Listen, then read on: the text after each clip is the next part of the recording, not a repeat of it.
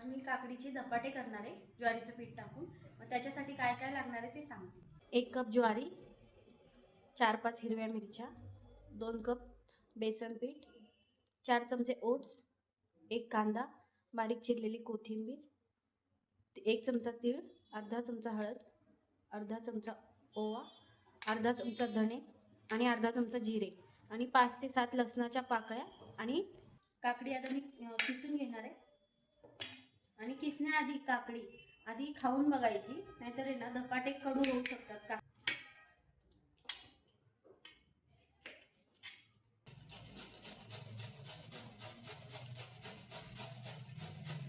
आता काकडी किसून झाली आपली. आता यातच आपण पीठ सगळं मिक्स. 1 कप ज्वारीचं पीठ आहे, 2 चमचे बेसन, 4 चमचे ओट्स, आणि तुम्ही टाकले तरी चालतील आणि नाही टाकले तरी चालतील, तरी पण हे छानच होणार आहे. 1 चमचा तीळ, 1 बारीक चिरलेला कांदा. ह्या 5 ते 7 मिरच्या घेतल्यात मी, तुम्ही कमी जास्त करू शकता. आणि हे मिक्सरमध्ये फिरवून घ्यायचं आता आपण. हिरवी मिरची, लसूण, अर्धा चमचे धणे, चमचा जिरे.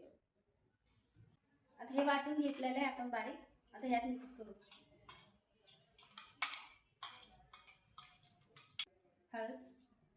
हळद टाकून घ्यायची अर्धा चमचा, अर्धा चमचा ओवा,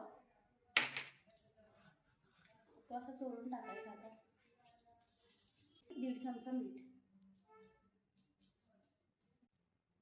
ही बारीक चिरून घेतलेली कोथिंबीर टाकून घेऊ सगळी. ह्याचं छान मळून घ्यायचं आहे पीठ ह्याचं. याला पाण्याची गरज नाहीये, काकडीला पाणी भरपूर असल्यामुळे ह्यातच मळलं जातं हे.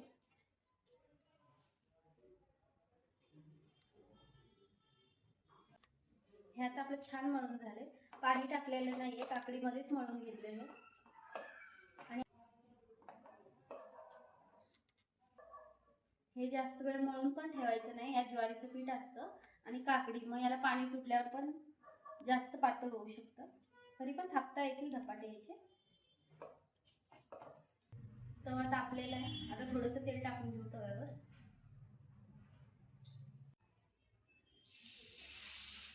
तुम्ही एखाद्या कपड्यावर थापले तरी चालतील, मी डायरेक्ट असंच लावून देते.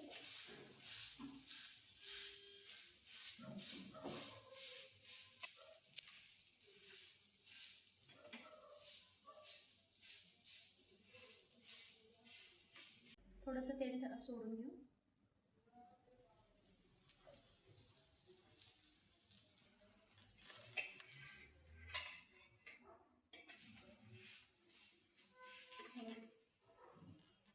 कलर पण खूप छान आला आहे ना.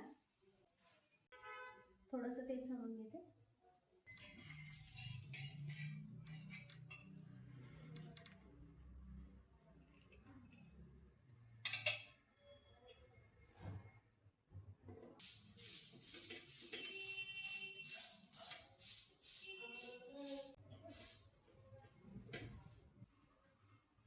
थोडंसं तेल सोडून घ्यायचं.